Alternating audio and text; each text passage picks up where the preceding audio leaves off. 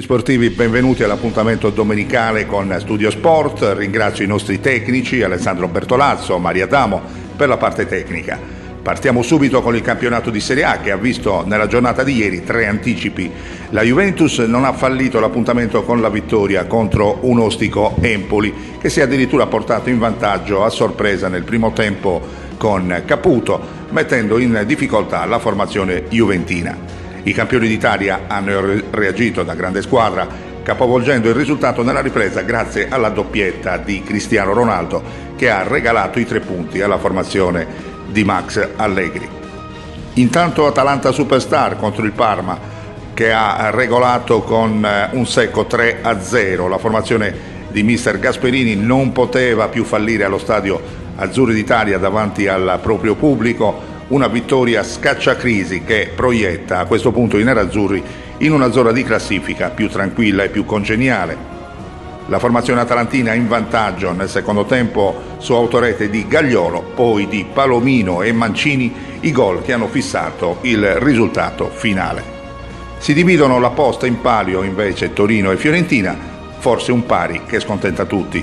Vantaggio viola in apertura di gara con Benassi. Il pari Granata 11 minuti più tardi grazie all'autorete di Lafont.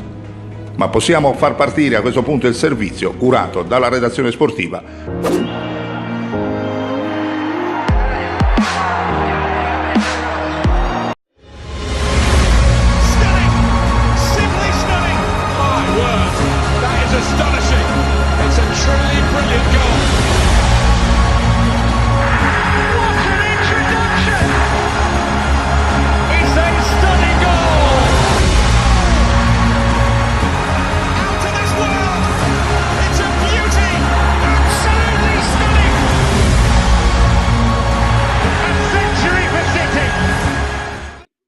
Di mettere sempre sotto l'avversario e di comandarlo, ci sta che ci sia un ritorno da parte degli altri e che si soffra un po'. Magari se facciamo quel terzo gol non accadeva, però in quei casi lì, in quei momenti magari ti viene un po' il braccino corto. Sappiamo l'importanza di questa gara e avendola giocata così, in questo modo, e magari non essere già padroni della partita, del risultato, ha fatto correre qualche brivido, ma neanche più di tanto. Insomma, non credo che ci sia stata una maggior pressione da parte loro, ma allo stesso tempo c'era la sensazione che potevamo triplicare il risultato anche noi ogni volta, per cui credo che sia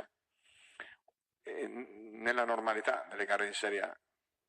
Però voglio sottolineare la prova della squadra perché, ripeto, per gran parte della partita la squadra ha espresso veramente il gioco, ha cercato di essere propositiva. Dopo si è presa delle pause e nelle pause vengono fuori magari quei difetti, quei limiti che stiamo cercando di migliorare. Però io credo che anche questo serva proprio per crescere.